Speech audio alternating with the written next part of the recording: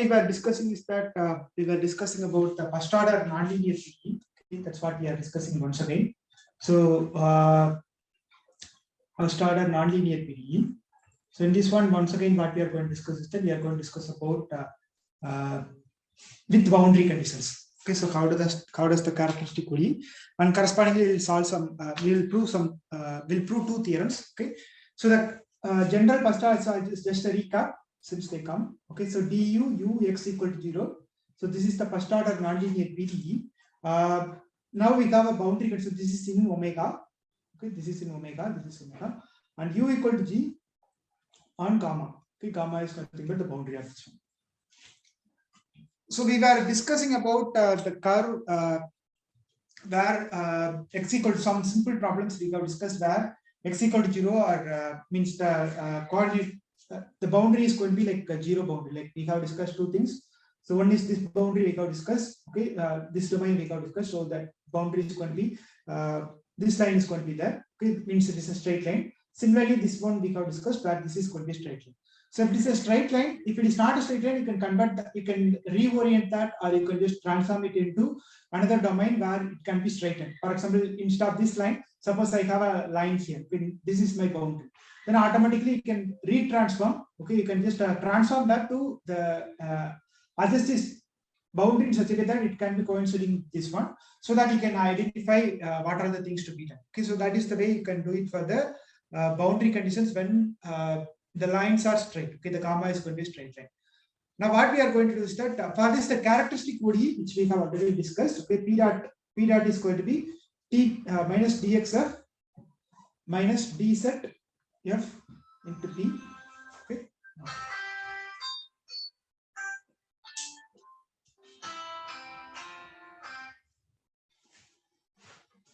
Minus dz into fp minus dz f into p. Okay, and then z dot is going to be dpf into p, and x dot is going to be dpf. Okay, these are all the things we have discussed. Now what are we going to do is that we are going so then we have discussed about the boundary conditions. Okay, the boundary conditions we have already discussed. Just a quick recap of that also. So we what we discussed in the last class is that suppose I don't have a boundary. Okay, suppose our boundary is going to be not a straight line. Instead, I have a curved boundary. So in that case, what I'm trying to do is that I'm just going to find if there is a straightening boundary. Means suppose I have a point here. Okay, suppose I take a point here. So nearby that, suppose my nearby that x. Okay, so this is x naught. So nearby that, suppose I have a boundary is going to be straight. So in that case, in this local region, okay, nearby that, I can always find the solutions using the technique which I have already discussed. But if it is not that, okay, so if it is not that, then in that case, what we got to do, that we have discussed. Okay, so if it is a straightening boundary, you can use this. You can find a mapping. Okay, so what you can do is that straightening boundary means what you are trying to do is that you are trying to find two mappings. Okay, pi and psi you are going to find, which is going to mapping from r power n to r power n, such that this is going to be a pi is going to be the inverse of psi inverse, and that is going to straighten out near this x naught. Okay, near the gamma, where near the x naught it is going to be straightened out. Then you can transform the problem. Suppose this is in terms of u, then you can transform the problem into g of dv comma v comma y. You can transform. Okay, where v is nothing but pi of omega. Capital V is going to be pi of omega, and small v is going to be small v of y is going to be simply u of pi of y. Okay, so in that case, what you can do is that you can transform the problem into g dd dy v comma y equal to 0. And this is in v. Okay, this is in v. So this one is going to solve the problem using the straightening boundary. Therefore, correspondingly, what I'm going to get is that u equal to g is that is going to be transformed once again. So you are going to get this problem is going to be converted into a form of g of dv comma v comma y equal to 0 in omega is there. So in this case, it is going to be v is nothing but pi of omega, and u equal to g is there. That is going to be like v equal to another function h. H is nothing but g of psi of. So that is going to be on gamma. On delta. Okay, delta is nothing but pi of gamma. Okay, pi of omega is v, pi of gamma is delta. So that is going to be solved. So that also we have discussed. Okay, that problem is going to be transformed. Now Next one, what we have is that we are going to suppose it is we don't have that. Okay, suppose the compatibility condition is required. Okay, so for example, what we are going to do is that we are going to further assume that. Okay, next one, what I'm going to assume is that for this point, okay, x0 belongs to omega, we are going to assume that f is flat near x0. Okay, so previous one, I have flattened that, and then we can apply this technique. Now, what we are going to do is that we are going to apply this one compatibility condition. So near x0, what I'm going to have is that it is going to lie in the plane. Okay, so near x0, flat near x0 means it is going to be the last one. Okay, the r power means you are going to have x1, x2, etc. xn is going to be there. Okay, xn is going to be there. So this one, I'm just going to take the last one as 0, x2, etc. So xn minus 1, this is going to be 0. Okay, so therefore here what you are having is the last line, the last coordinate is going to be 0. So in this case, this characteristic ODE together with I'm going to use some initial condition. The initial conditions are going to be P of 0 equal to P0, Z of 0 equal to Z0, and X of 0 equal to X0. Okay, that is also there. So if this curve, suppose this curve passes through this gamma, okay, Z equal to G of X0. Okay, so this is Z0 equal to G of X0. Then in that case, what we are insisting this one. Okay, so then in this case, I can relate these two. Okay, U of x1, x2, etc. xn minus 1 equal to G of x1, x2, xn minus 1 is equal to that. So near x0 you can differentiate, and then you can obtain that the equation 8, and correspondingly you got the conditions. Okay, so what should be satisfied is that you should satisfy PI of 0 equal to dou g by dou xi at x0 should be satisfied, and then f of p0, z0, x0 should be satisfied. So these are the conditions I require in order to use that. So this also we discussed in the last class. Just a recap of it. Now what we are going to do, we are going to get the next one. Okay, so these remarks I have discussed, it may be unique or not. Okay, so that also we have discussed, and then we discussed about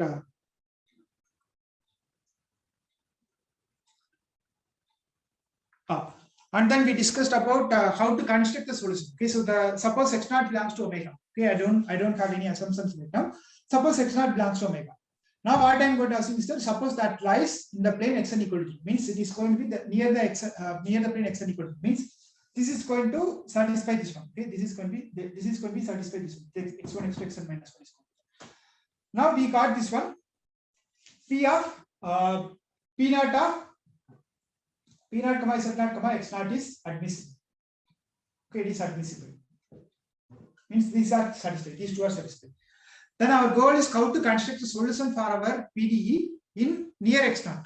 Okay, how do we find that near X0? So that is going to be a local solution. We are not going to get the global solution. We are not going to find the entire thing, but you are going to find only nearby that. So this is going to give you the you are going to construct a solution U for our given PDE. Okay, this is our PDE. For this in omega near x0, so nearby this I'm going to find nearby this local neighbor, I'm just going to find a characteristic ODE. Okay, by integrating the characteristic ODE, that characteristic ODE is this one. Okay, the characteristic ODE, this initial condition, I'm going to find it. Okay, so that is going to intersect gamma at x0 because it is going to be satisfied. So since you are finding nearby that, so that characteristic ODE, the curve which is going to which you are going to find, it is going to intersect with intersect at x0. Okay, it is going to intersect at x0. Now what we need to do, so additionally we need to solve this ODE for nearby initial points also. Okay, so nearby these initial points also we are going to construct it. Okay, so that means what I'm going to do, I'm just going to perturb. Okay, so instead of this x0, because it is already straight line, so instead of x0, I'm just going to take some points nearby this one. So let us say like this is x0 plus epsilon. So in that epsilon also I can do the same kind of thing because that is also nearby that. So you are going to get that one. Okay, so we can perturb this p dot, z0 and x0, but you got to keep the compatibility condition as it is. This compatibility condition is as it is, but you are going to perturb this one. Means here only p0, z0 and x0 you are going to perturb it because your x0 is going to be x0 plus epsilon. So automatically you are going to perturb that. Then nearby that also you can find the answers for it. Okay, so that's what we are going to we can do that for the rest. So that means what we are going to do is that for non-characteristic boundary data, suppose there is a point, okay, there is for a given point, so let us say like y, suppose y is given, okay, this is going to be somewhere, if it is a straight line one, so y is given, okay, y1, y2, yn minus 1, which is in common, which is very close to x0. Yes, therefore this is x0 means I have to have very close to this one, so somewhere I have y here. So for which what I have to do, I can solve this one, p dot dx of minus t set f z dot dpf dot p x dot dpf with the initial condition, this one, p of 0 equal to p naught, z of 0 equal to z naught, z of 0 equal to z naught. Then you are going to get the solutions nearby all these places. Okay, nearby all these places we can do. Now you can do the same kind of thing. So suppose if I take any points over here, you can just do that everywhere. You can do the same kind of thing. Okay, everywhere you can do similar kind of thing. So transform it, so that everywhere you can just straighten the boundary a little bit and then you can find it. Okay, this is the general idea for solving this nonlinear PD with curved boundary. So that means now what we need to find is that we need to find x naught. Okay, we need to find x naught such that q of x naught is equal to p naught. Okay, and that should satisfy q of y in comma g of y comma y. Why this one? Q of x naught equal to p naught means this is the one. That means I got to find p of 0 in such a way that q of x naught is going to be p naught, because I got to find my x naught in such a way that this is going to be satisfied. Okay. Now g of y, because since x naught is found, you can find that g naught, that is going to be, I'm just going to call it as q of y. Okay. And I'm going to call the I got to find y. That means it is near all these locations. Okay. Near this x naught, I got to find q of y I can find, g of y I can find, and y also I can find. Okay. This is the one I am going to find. And this is going to be admissible. That means it is going to be satisfied. That means what? I'm going to have, so q of x naught means this is going to be satisfied. That means I'm going to have qi of y. Okay, so this one I'm just going to replace in terms of q, because I'm finding, we need to find this one such that this is going to be satisfied. Okay, we need to find q of x naught equal to p naught. So therefore, corresponding this is going to get changed. The compatibility condition is going to changes. Qi of y. Okay, qi of y equal to dou g by dou xi of y, and then this is going to become like f of qy gy y equal to 0. See, this is for x naught. Okay, this is for x naught. Now you got to find q of x naught equal to p naught. If you find x naught equal to p naught, then automatically you can find that q is going to satisfy. So since it is very near, perturbation you can do. So you are going to get this one also. Q of y, g of y, and y is also going to be you are going to find. Okay, you are going to find q of x naught equal to p naught. Correspondingly, nearby this boundary, nearby this x naught, you are going to find q of y, g of y, and y. So automatically, then this is going to, okay, so then what you are going to go, this is going to be admissible also. You have to find this q in such a way that this is going to be admissible. That means what? This is for x naught, we have that admissible condition. Now correspondingly, by nearby that x naught, you are going to have a similar kind of condition. That is going to be qa of y equal to same kind of things. Okay, this is going to be qa of y, and here instead of p naught is not x naught, you are going to replace it q of y, g of y, and okay. So this is the admissible condition for x naught. This is the admissible condition for any point near x naught. Okay, so this is called, this should hold for all y belongs to comma close to x naught. Okay, that's what we are. Now next one. So next is about the theorem. So this is, we are going to say like this is going to hold, so that we are going to prove. Okay, so what is the sufficient condition in such a way that this is going to be hold? Okay, so this condition. So there exists a unique solution. There exists a unique solution q naught or q of x naught equal to p naught. Qy, gy, y satisfies this one. That means it is going to satisfy q of y equal to g dou g by dou xi of y. Fq of y, gy, y equal to g. Okay, this is going to be satisfied if the condition is that, the sufficient condition is that sufficiently close to x naught, provided when it is going to exist. This is going to exist when you take the derivative of f, the partial derivative of f with respect to pm. Okay, dou f by dou pm of p naught comma z naught comma x naught. This is not equal to 0. If you take the derivative with respect to pm, this would be not equal to 0. Then such a q is going to exist. Okay, such a q is going to exist if this condition is satisfied. Okay, if there exists a unique solution q satisfying this one if this is going to be not equal to 0. Okay, not equal. So we say that such a triple P naught comma Z naught comma X naught is non-characteristic, and this is going to be equal. Okay, so let us prove this theorem. Let us prove this theorem. The proof of this theorem.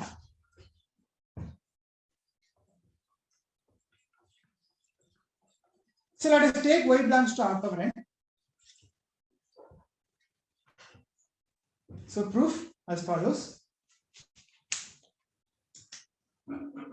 So let us take y belongs to R. Okay, let's take y belongs to R. Then according to the implicit function theorem, okay, what you can do is that you can write g of py as follows. Okay, so g of py you can write it in this way. So you are going to write it as g is a mapping from R power n to R power n, R power n cross R power n to R power n, which is going to be g of p comma y equal to g1 of p comma p1 comma y, sorry, g1 of p comma y, g2 of p comma y, etc. gn of p comma y. Means we have this is a pair. Okay, so g of p comma y, I'm just going to have a pair. So that is going to be like g1 of p comma y, g1 of g2 of p comma y, gn of p comma y. So this is going to be there. Okay. Where what is the implicit function theorem? Where what is gi is nothing but gi is nothing but pi minus dou g by dou x. Okay, so this is the one which I am going to take it from this one. Okay, so that this is going to be taken by implicit function theorem. I am going to take this one. Okay, gi equal to pi minus dou g by dou xi, and gn pi, the last one I am going to take gn pi. This is for I equal to 1 to n minus 1. Okay, this is for I equal to 1 to n minus 1. And gn of p, the last one I am going to take this one. Okay, so that is going to become like gn of p comma y. Last one is going to become like f of p comma g of y comma 1. That means almost similar to this one. Okay, so that I found. Now what we have this one g of p naught comma x naught. So g of p naught comma x naught. So that is going to be because why it is going to be because this is going to be 0 because we have this condition. Compatibility condition is there. So you have p naught at p naught comma x naught. This is going to be equal. Okay, at p naught x naught, it is going to be equal. Therefore, this is going to become like 0.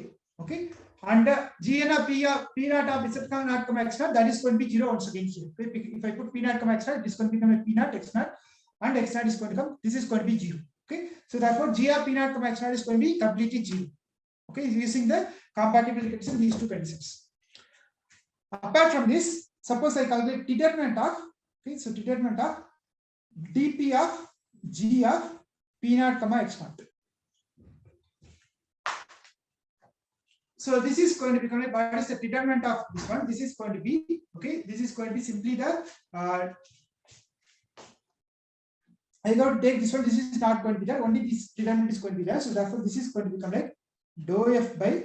So I got to take that one. So these are all not going to be there. So only this term is going to be there, and that is also going to have only the last term. Okay, dp, because these are all not there. Okay, these are all just constant is going to come. So dpf, if you are taking only the last one is going to come. That is going to come from here. Okay, so here this is going to be if you take dou pi by d, this is going to be completely 0. At I equal to 1 to n minus 1, this is going to be 0. So only dpf is going to be solved by. Sorry, one second. TPF, determinant of TPF, P naught comma Z naught comma P naught comma X naught. Okay. So this is going to be, I got to calculate TP of G. So if I calculate TP of G, I got to calculate TP of G1 first, TP of G1, TP of G2, etc. I got to calculate. So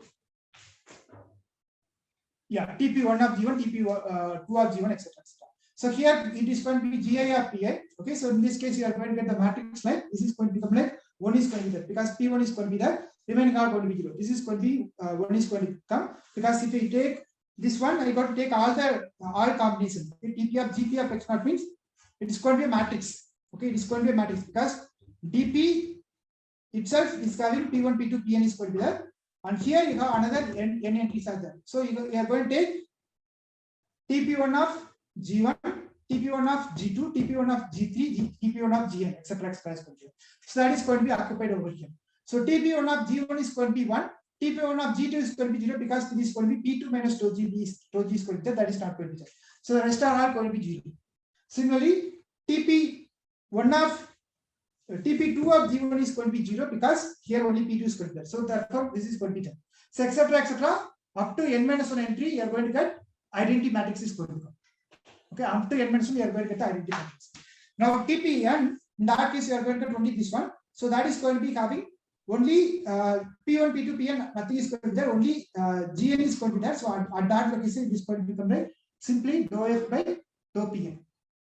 Okay, simply dou f by dou Pn because that is the one I am going to take. And remaining things it may be having, okay, it may be having or it may not be having. Okay, so this I don't know because it is P is already there. So it may have, okay, so this place I don't know. It may be 0 or it may not be 0. This I don't know. Some entries are going to be there. But I'm just taking only the determinant. So the determinant is going to be, it's a triangular matrix. So if you take a determinant, it's going to become like 1 into 1 into 1, etc. Dou f by dou Pn is going to come. Therefore, this is going to be dou f by dou Pn. Okay. So at P naught comma x naught comma Z naught, it is given that, okay. So it is given that if this is given, okay, P naught of x naught comma Z naught comma is not equal to 0, it is given. Now what we got to prove is that we got to say that it is uniquely determined. Okay, so these are all satisfied. Therefore, according to the implicit function theorem, okay, the implicit function theorem is going to say that. So I'll just show that implicit function theorem from Wikipedia. One sec. Probably you might have studied it in the analysis course, but I'll just still show you. In multivariable calculus, you might have studied. I'll just show you that still. Okay, this in the Rudin book, you can see that theorem, but I'll still show you. Okay, implicit function theorem. So the implicit function theorem is saying that suppose f is a function from r power n plus m to r power n. It's a continuously differentiable function. Okay, then blah blah blah. It is that. Then what you have is that you have that the condition is that this DF, this Jacobian matrix. Okay, that is going to be, you are going to get this Jacobian is going to be that. If this is not equal to 0, then you are going to get that the implicit function theorem is going to say that you are going to get a unique. Okay, if it is invertible, this J is invertible. Okay, then the exercise set U subset of R power n containing A such that there is unique differentiable function G from U from U to R power n. Okay, so that's what we have. Okay, this is the implicit function theorem, which is saying that you have a mapping from f from R power n plus 1 to R power n. Okay, then you are going to have where these things are given, like G, etc. is given. Then you have a relation, okay, dou f by dou 1, etc. This Jacobian is there. So for this Jacobian matrix, if it is not, if you are having this Jacobian matrix is invertible, that means determinant is not equal to 0. If the determinant is not equal to 0, then you are going to get an open set containing A such that there is a uniquely continuously differentiable function. Okay, that's what we have. Using this theorem, I'm just proving this. Okay, this is part of multivariable calculus, which you might have studied in the analysis, multivariable calculus and method theory course. So that's what we are going to use it now. So therefore, by the implicit function theorem, we are going to get a uniquely, you can uniquely solve this equation g of p comma y equal to 0. This one you can uniquely solve. Okay, you can solve the identity uniquely for p equal to q of y.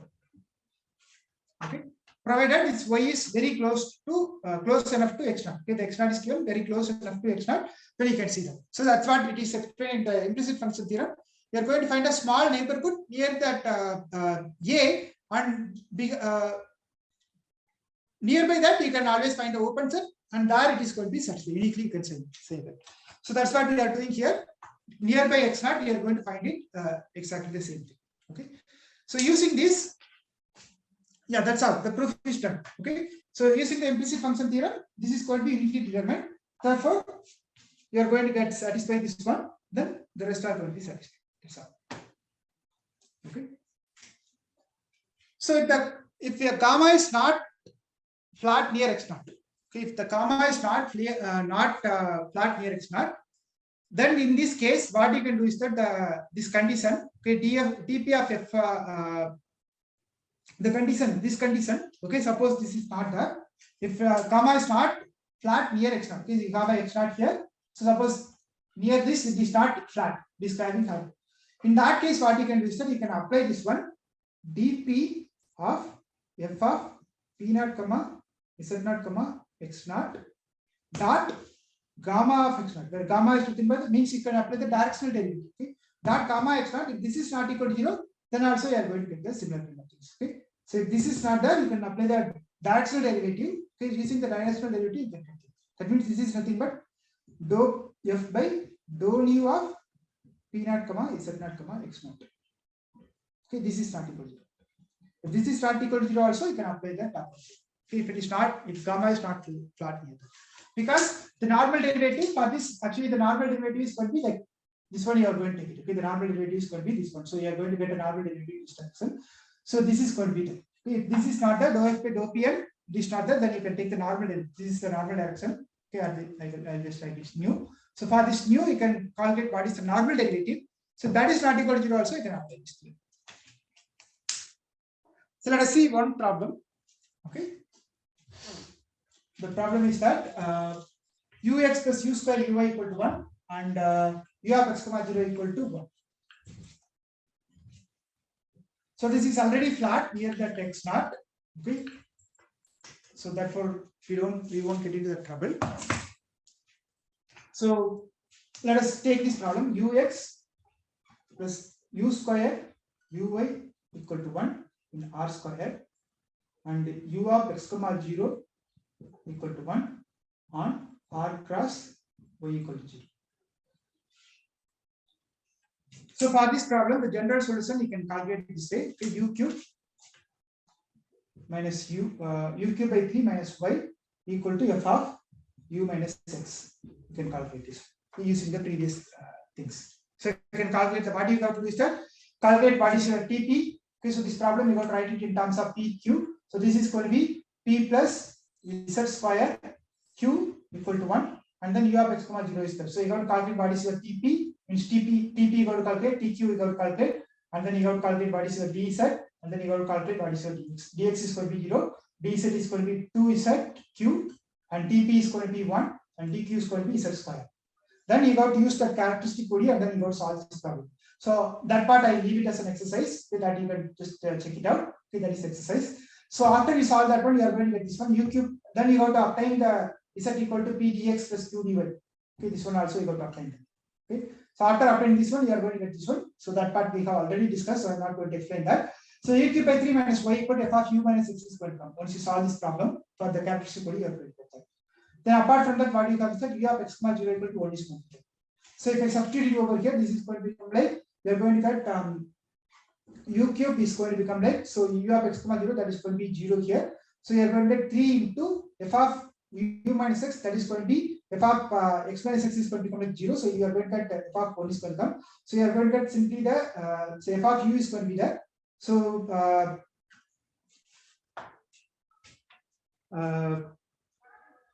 one sec. U of x comma 0 is equal to u cube is going to be there. Then you are going to okay. So u cube this is called, this I can write as u cube plus 3y into f of u minus x first I can write it, this one. So therefore this is going to become like v of x comma 0 is going to be there. So that is going to become like, so once you substitute that, what is your f of u minus x is going to come. So this side is going to be 1. This is going to be v of x comma 0 is going to be there, that is going to be 1. So you are going to f of 1 minus x is going to be 1 is going to come. So therefore your f of u minus x is going to be 1 completely. Okay, therefore this is going to be, your f is going to be completely 1, identically equal to 1 is going to come. Therefore you are going to get 3 cube, y cube is going to become 3y plus 1. So you got to substitute it here, u of x comma 0 whole cube 3 into 0 plus f of u of x comma 0 minus x is going to be there. So this is going to be 1 and this is going to be 0 and this is going to be f of u of x comma 0 is 1. So it is going to become like 1 minus x. So f of 1 minus x is going to be 1. Therefore you are going to get f of u minus x is also going to be completely 1 is going to be. Okay, therefore you are going to get this one.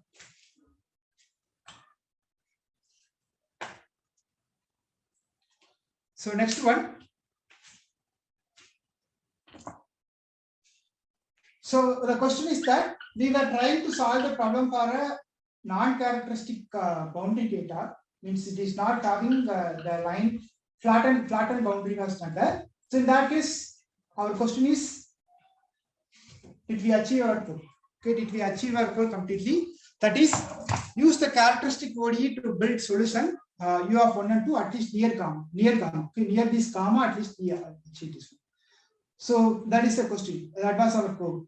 But we did not do that so far. We are moving towards it. Okay, we have just try to move towards that. So let us use the straightening boundary and compatibility condition and non-characteristic conditions to achieve this one. Okay, that's what we are going to do. So what I'm going to do, I'm just going to select a point x0, okay, and assume that x0 is near this x0, I'm going to have a flattening boundary. So means it is going to have xl is going to be 0. Okay, xl is going to be 0 near that gamma. Okay, the surface is near flat near that x0, and we have that b0, z0, x0, that is admissible. Admissible means we have to have that dou pi is equal to pi0 equal to dou g by dou xi of x0 should be there, and f of p0 comma z0 comma x0 should be equal to 0. So this is the admissible condition. So that is going to be non-characteristic, okay, which is non-characteristic. Now we are going to obtain the local solution. Okay, so using that we are going to solve this. So by this theorem, by this implicit function theorem, what we have by this theorem, okay, this theorem we prove this is the implicit function theorem. So from this theorem, what we have is that there is a unique u0, sorry, unique q. Okay, there is a unique q. There is a unique q such that p0 equal to q of x0 is going to be there. Okay, and the triple q of y, g of y. Okay, this is going to be admissible for all y. If I take any y nearby this x0, that is going to be sufficiently close, then it is going to be satisfied. So therefore, what you can do is that for any y1, y2, yn minus 1 that is nearby this one, what you can do is that you can solve the characteristic ODE. Okay, the characteristic ODE is this one. So the characteristic ODE, we have that is the p dot s we have, x dot s we have, and z dot s we have. So this characteristic ODE we can solve that with the initial conditions. With the initial conditions, we have that p of 0 equal to p0, q of z of 0 equal to z0, and x of 0 equal to x0. So using this initial condition, you can solve. Now what I am going to do is that I solve this for initial conditions x0 I have solved. Now what I am going to do is that, so this one, okay, so instead of this one, I am just going to write a parametric equation. So I am going to write p of s now. The p of s means I am going to write as p of y comma s. Means nearby this I am going to introduce one more parameter y, that is nothing but p of y1, y2, etc. yn minus 1 comma s is going to be. Similarly, z of s is going to be z of y comma s, z of y1, y2, etc. yn minus 1 comma s. Similarly, x of s is going to be x1, x of y comma s, that is going to become like x of y1, y2, etc. yn minus 1 comma s is going to be. That means what I am going to do is that, see, near that x0 I have this one.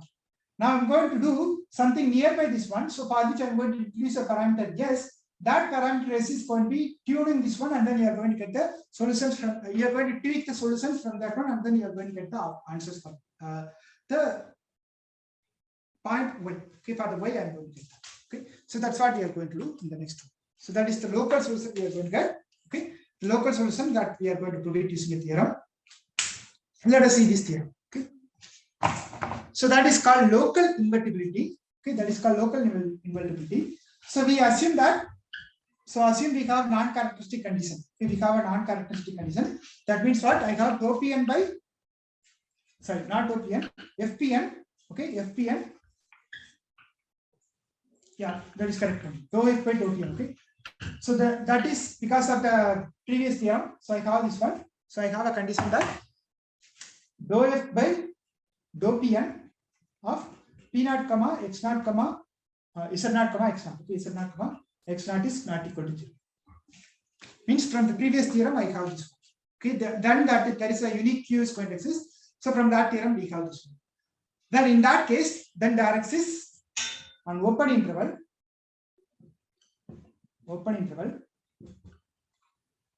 I subset of R such that 0 is going to be in I. Okay, and there exists a neighborhood,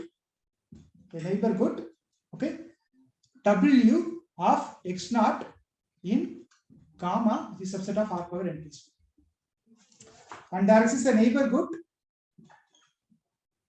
V of x naught in R power n, okay, such that for each x belongs to omega, sorry, x belongs to B, for each x belongs to D, there exists a unique s belongs to I such that x equal to x of y comma s is good.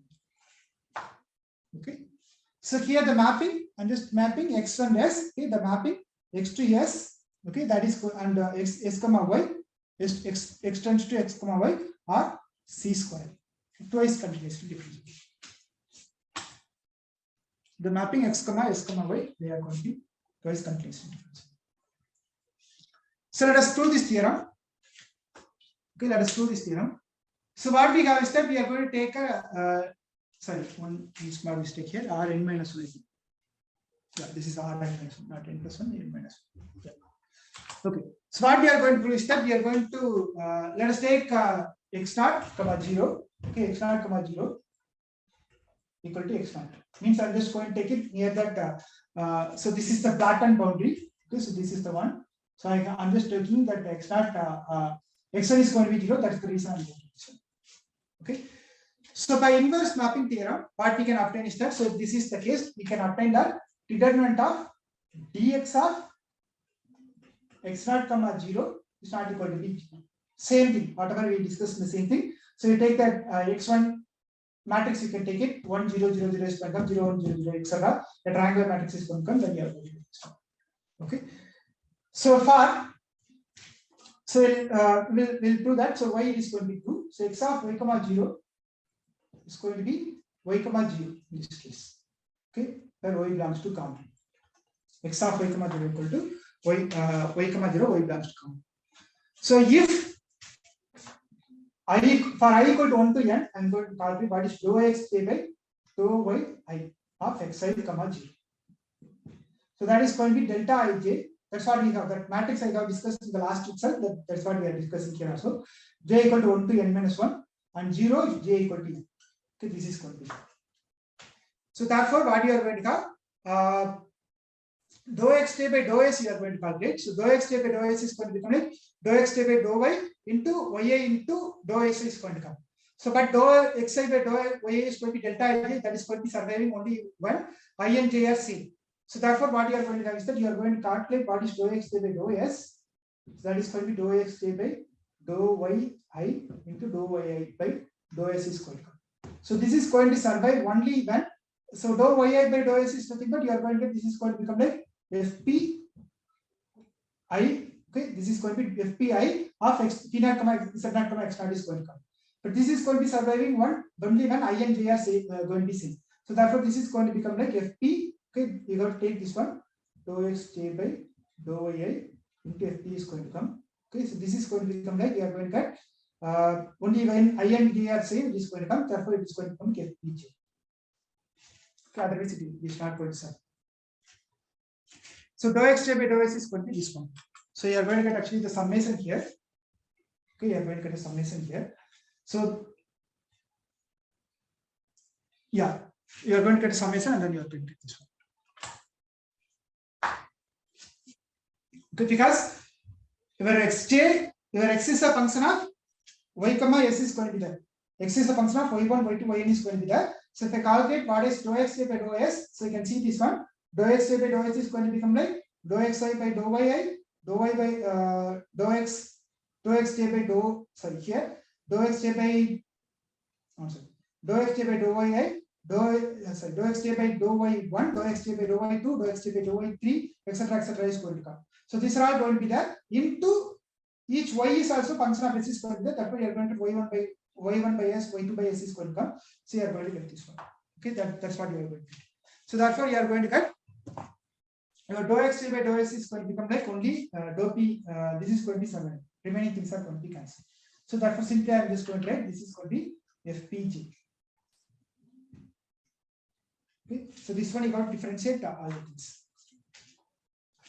So therefore, what you are going to get? You are going to get dou x j by dou s is this one means. So this is going to become like dx. Almost similar things we have proved in the last one. Same thing I am just telling this one. So this is going to become like 1, 0, 0. Okay, and then you are going to get fp1 and 0, 1, etc. 0, FP2 is going to come, etc. etc. So you are going to get 0, 0, 0. This is going to be 0 and FPN is going to be 0. Okay. So therefore, if I just take this is going to be upper triangular matrix. Okay. So in this case, I can take this one. So therefore, what you are going to get, sir, you are going to get only FPN is going to be there. Okay.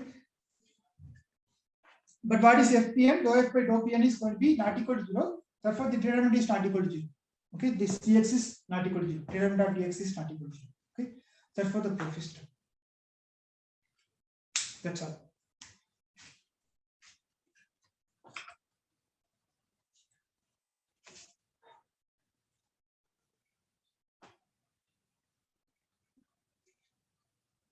Okay, so these are all part of the implicit function theorem. Okay, these are all existing because of the implicit function theorem.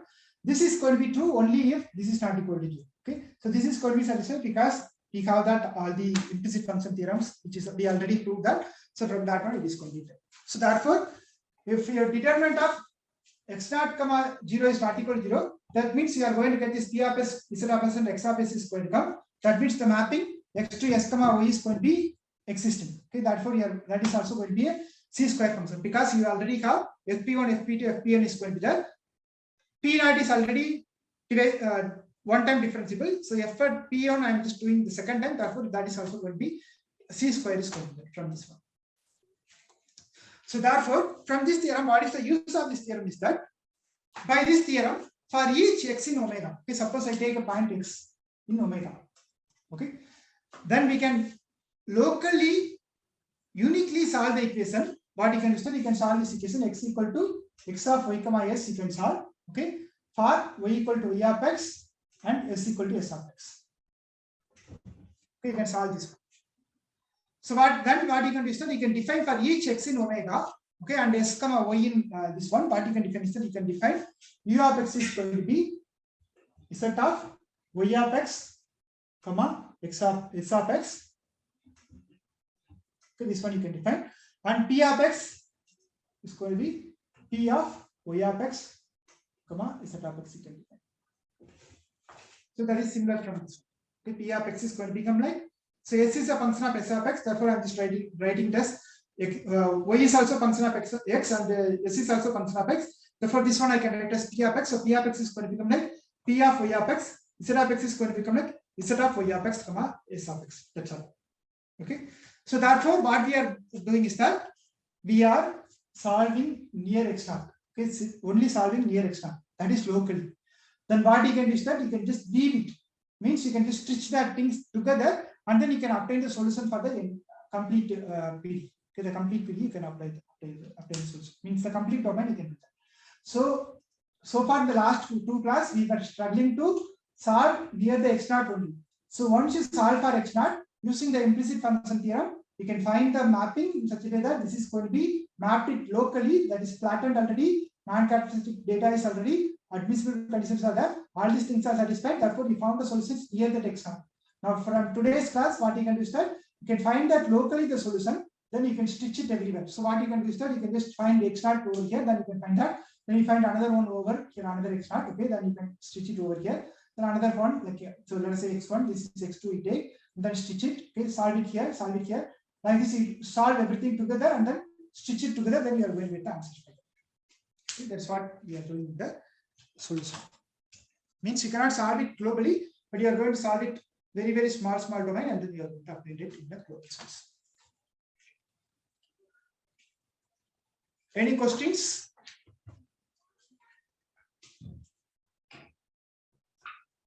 Okay. So I don't know how many of you realize that the importance of analysis here. So in the metric space and other things, you might have already studied about the neighborhood, or if you have at least studied the topology courses, you might have studied the neighborhood where this is going to be there, that is not going to be there. This is one of the important things because the nonlinear PD is not that easy to solve, but you can find the local solutions for that. So from that local solution, you are going to stitch it together and then you are going to get the global solution. Okay, so that's what we are going to do in this. That's what we are doing this one. That is one of the beauty of the analysis. Because of the neighborhood concept, we are going to get this one. Okay, and the implicit function theorem. So that is one of the beauty of this application of the analysis in this one, which is very useful for solving this problem. So now next theorem is going to next theorem is about the existence, okay, local existence theorem. So suppose you define a function u is equal to z of this way, okay, this one, z of y of x, comma s of x is there, okay, which is c square. It's a c square and solves this thingy f of du comma u comma x equal to 0. This is solved with the boundary condition u of x equal to g of x. With the boundary condition u of x equal to g of x, where x belongs to omega intersection dou. Okay, that existence we are going to. Okay, this is going to this is going to satisfy this. That's what we are doing. So therefore, what I'm going to do, I'm going to do that local solutions, etc. So let us fix a y. Okay, let us fix a y. So let me take x naught first. Okay, and I'm taking a y near to this x naught. Okay, this is going to be x naught, and nearby that I'm going to choose. Okay, y belongs to comma closest to x naught. Then we can solve the characteristic ODE 11 and 10 and 11, which is nothing but the P naught, X naught, and Z naught, with P of 0 equal to P naught, X of 0 equal to X naught, and Z of 0 equal to X naught. And then for you can obtain this one, so that you are going to get this one. So from that we are going to obtain this one. P of s equal to P of y comma s, Q of s equal to Q of y, Z of s equal to Z of y comma s, and X of s equal to X of z, X of y comma s. Okay, this is going to be local solutions that we have already put. Now the axis f, what we are going to do is that the axis f such that f of y comma s. Okay, so I am going to put it over here. This is going to become like f of p of y comma s. Okay, and this is going to be z of y comma s, and this is going to be x of y comma s.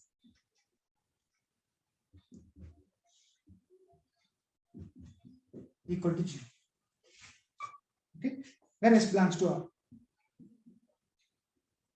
This is going to be the axis f such that f of y comma s is going to be there.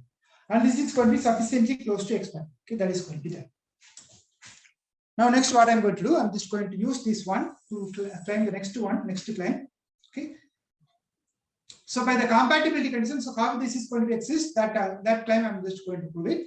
So, the compatibility condition, what we have is that, so f of y comma 0 from this one, f of y comma 0, okay, because of the compatibility condition, okay, f of y comma 0 is going to become like f of p comma p of y comma 0, z of y comma 0, x of y comma 0. Okay, so that is going to be simply f of q of y from the previous one. Okay, and z of g of y and y equal to 0 is going to be. Okay, this is because of the previous one, because p is going to be existing. P equal to there exists a q such that q of y equal to this is going to be q of x not equal to 0. So using that we are going to get this one. So now, if I differentiate with respect to s, okay, further, if I differentiate with respect to s, dou f by dou s of y of s, it is going to become like I'm going to get. So first I got differentiate with respect to pj, therefore we are going to get dou p, dou f by dou pj, okay, into pj dot, is going to come. Okay. Similarly, this one, because pj dot means this pj dot is nothing but tpj by ds. Okay. Here P1, P2, P3, Pn is going to be there. Similarly, Y1, Y2, Yn is going to be there. So etc. is going to be there. So if I differentiate this one, this is going to become like dou f by dou pj dot pj dot is going to come. Okay, with respect to s, I am going to take. So pj dot is nothing but here pj dot is nothing but dou pj by dou s. Okay. Similarly, dou f by dou z into z dot is going to come. Where z dot is nothing but similar to this dou z by dou s. Then x is going to become like here x1, x2, xn is going to be there. So summation is going to be there. Summation dou f by dou xj into xj dot is going to come. Now we know the characteristic ODE, so I'm just going to use the characteristic ODE here. So therefore, what I'm going to get, I'm going to get summation, that is going to become like summation dou f by dou pj is going to be there. And then we have the characteristic boundary condition, characteristic ODE. Characteristic ODE, according to the characteristic ODE, it is going to become like minus dx. So p dot is going to be dx of minus tp dz f into p is going to be. That's what I am applying here. So dou x by dou x j, okay, minus this is going to become like dou f by dou z into pj is going to plus dou f by dou, next one dou f by dou z. Z dot condition is that we are going to get summation j equal to 1 to n, but that is a dot product because z dot is nothing but dp dot p is dpf dot p is going to be. That's what I'm applying here. So dou f by dou pj dot pj is going to be. Okay. The next one dou f summation j equal to 1 to n. We're going to get dou f by dou xj. Then xj dot is nothing but dpf only. Okay, so dpf is nothing but dou f by dou pj. So now we can see this one. So dou f by dou z, dou f by dou z, dou f by dou pj, dou f by dou pj, and pj is that. Therefore, these two are going to get cancelled. Now similarly, dou f by dou xj, dou f by dou pj is that. This is going to that. Therefore, this is also going to be get cancelled. We are going to get change. So therefore, by solving fs of y comma 0 equal to 0 and f of y comma 0, we are going to get this one. Okay, we are going to get means we got solve this equation. So you have two conditions, two equations are there.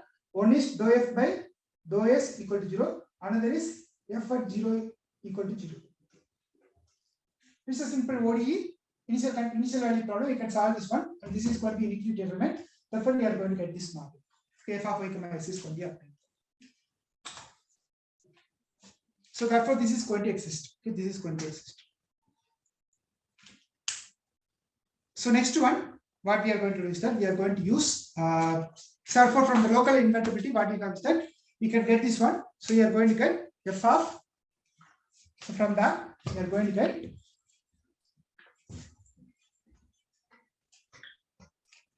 f of p of x comma u of x comma x equal to 0 is going to be there. Okay. So to prove the theorem, what we have to do, it is enough to prove that. What we have to prove is that we have to prove that. So this is going to be there. So to prove this theorem, we have to, it is enough to prove that p of x equal to d into d u of x. Okay. So if we prove this one, then our problem is solved. So that's what we are claiming. Okay. So what we have, we will calculate what is dou z by dou s. Okay. Dou z by dou s is going to become like summation I equal to 1 to n or j equal to 1 to n. Okay. So pj of ys, y comma s, okay, pj of y comma s into dou xj by dou s is going to come f y comma s. Okay, this is the one we are going to get. Okay, dou z by dou s is nothing but this one we are going to get. For y belongs to, so this is going to be for y belongs to omega and s belongs to I. This is from the local invariability, which we are going to get. So this one is very straightforward because we can just get this one you can get it because you have already z dot equal to df p into p is going to be there. Okay, since p is going to be existing, so you can use this one, and then you have the boundary condition. The boundary condition is nothing but, so what you have is that you have z dot is there, z dot equal to dpf dot p is there, and z of 0 equal to z dot is going to be there. So using these two things, what you can claim is that as we claimed in the last one, this one f of y comma s because all right. Same kind of things you can solve it, and then you are going to get this one. Okay, dou z by dou s is going to come like dou pj by summation pj into yjs, etc.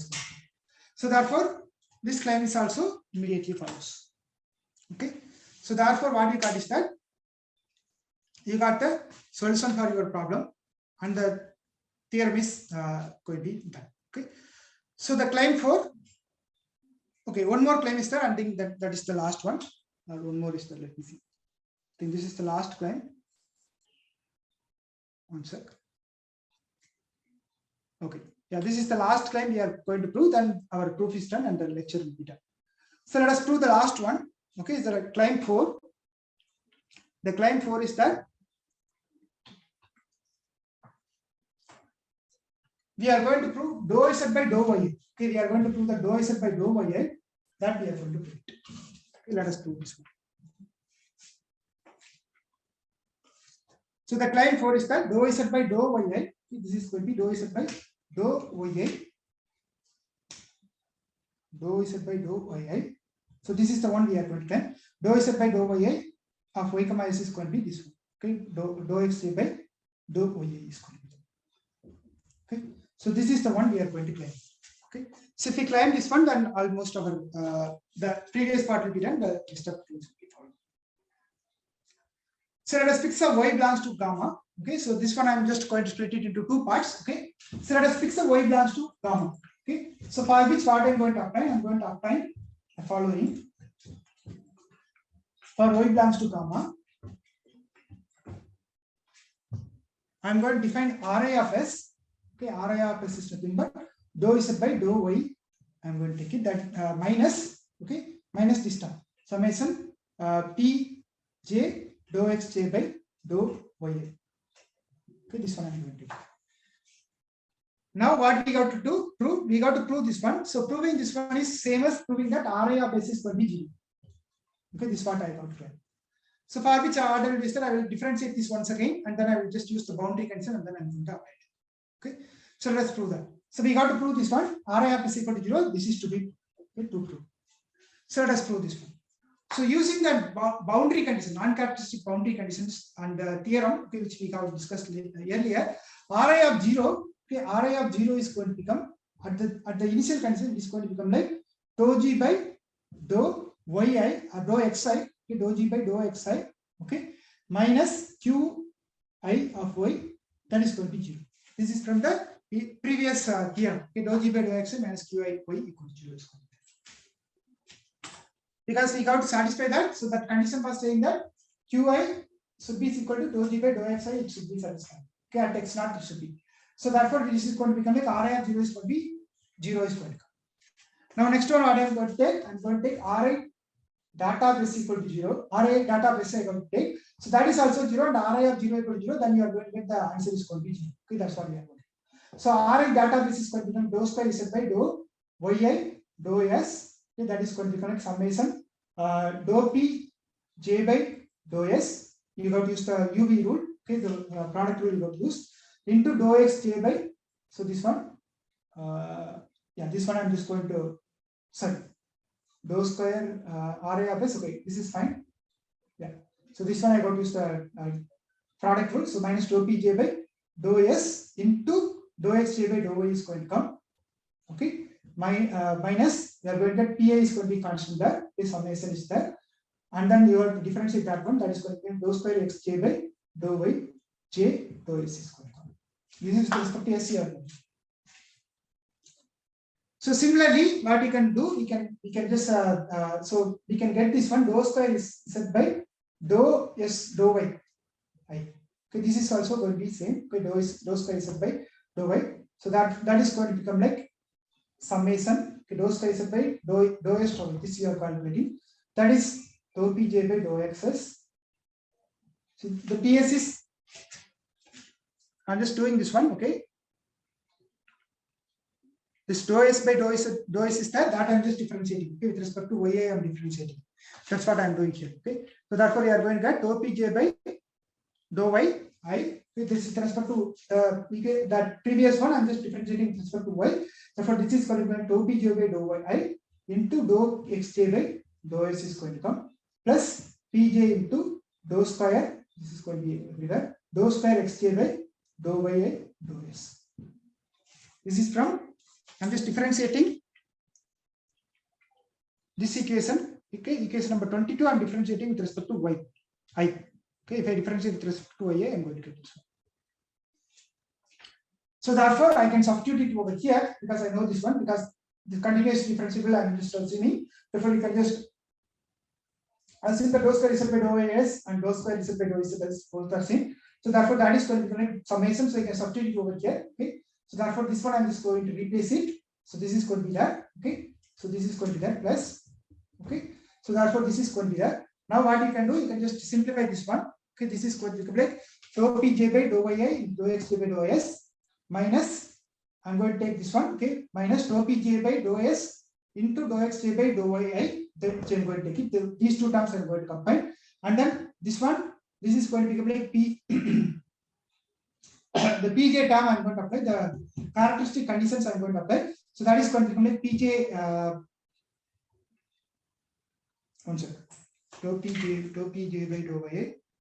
It is correct. Dou pj by dou yi. Dou x j by dou s is there. Minus dou pj by first two terms. Then you have dou pj by dou yi into one sec dou f by dou sj dou x by dou y. Okay, yeah. So therefore, this is going to become like what you are going to get. So these two, one term is going to be cancelled here. Okay, so these two are same. Okay, these two are same. Therefore, this is going to be cancelled. Only these two are going to be there. Okay, so this one I can write it as. Now what I am going to do? Okay, these two are going to cancel. Only these two are going to be there. So this one I can apply for this one. Dou p dou x j by dou s means x dot of s I can apply. So therefore, this is going to become like dou p j by dou yi, and x dot of s, the x dot condition, you know, the characteristic condition, that is going to become like dou f by dou pj. Minus this one summation dou pj by dou s, dou pj by dou pj by dou means p dot of s you got to apply. So that is going to be minus dxp, so dou f by dou xj minus dou f by dou z into dz into, so p dot is nothing but minus dx f minus dz f into p. So that's what I am applying here. Dou f by dou z into pj is going to be into dou x, this one dou x by dou y. Okay. So therefore, so from client to what we have is that p of x, p of y of s and z of y of s, x of y of s is going to be 0. Therefore, if you differentiate that, what you are going to get is that you are going to get this one we have already discussed. So dou f by dou pj, dou pi by dou pj by dou y, etc. is going to be 0. Therefore, what you are going to get is that in this one, r dot of s is going to become like, r dot of s is going to become like minus dou f by dou z, okay, from this one, okay, into dou z by dou yi plus summation dou f by dou, so this term, okay, dou pj by dou yi, dou f by dou pj is there, and then you have one more term, dou f by dou xj into dou xj by dou y is there. Remaining one term is there. So these two terms from the previous one, you can replace that with dou f by dou z into dou z by dou y. And one more term is going to be there. This is going to be there. Dou f by dou z into pj into dou xj by dou y is going to be there. Okay. So therefore, this one I can write as minus dou f by dou z. I can take it out. So this is going to become like dou z by dou y minus summation pj into dou xj by dou y is going to become. But what is this one? This is the thing that Ri of s. Okay, dou z by dou y minus dou pj into this is going to be R. So therefore, this is going to become like minus dou f by dou z into Ri of s is going to come. So therefore, what you got is that you got. So you can solve this equation Ri of s equal to minus f dash of z, and then you got this condition Ri of 0 equal to 0. So by solving this one, what you can claim is that this is going to be, if you just solve for this one, then you can claim that your Ri of s is going to be completely 0. Okay, so therefore that is going to be. So if we claim the next one, the proof is complete. So p of x equal to dv of x equal to claim. So this is the one we got to claim. So for which what you got to prove? You got to prove this one. Okay, dou z by dou x dou y. So that we are going to prove. So that is one line proof. So you calculate dou u by dou xj. That is going to become like, so dou u by dou xj. That is going to be dou z by dou z dou s into dou s by dou xj is going to come. Okay, plus summation dou z by dou yi. Okay, because u is a function of x and y is going to be there into dou yj by dou xj. So dou yi by dou xj. Okay, because this is just the text. So now dou z by dou z, which is nothing but z dot. Okay, so that one you can use that. So that is going to become like this one, dou z by dou s. Once again, I am going to apply that. So that is going to become like summation k equal to 1 to n dou pk into dou xk by dou s into dou s by dou xj. You are going to apply that dou z by dou s w. That is going to be pk into dou xj by dou x, dou xk by dou s is going to be. Similarly, dou z by dou y, you can apply that. So z is a function of x and y is going to be there. Then once again, you are going to get pk into dou xk by dou y is going to come into dou y by dou xj is going to come. Now you can take the pk out. Then you are going to get dou xj by dou s into dou xj plus dou xk into dou y is going to come. That is going to become dou xk by dou y. Total derivative is going to come almost. Okay, dou xk by dou y is going to come. So therefore, that is going to become like delta jk is going to come. Therefore, dou u by dou xj is completely going to become like dj is going to be. So therefore, this is also done. So your proof is done. So with this, I will stop. Okay, so here we are doing only the manipulation. Okay, so just multiplying and sorry, you are just taking the derivative 2 times and then you are manipulating the ODE, then you are going to solve the problem. So with this, I will stop the lecture. If you have any questions, let me know. Sorry, I took a little longer. So next 2 lectures, with that I will complete. Probably next week we don't have any classes. So we have 2 more topics to be covered. So we'll cover it and then we'll complete the class. With this, I will start. If you have any questions, let me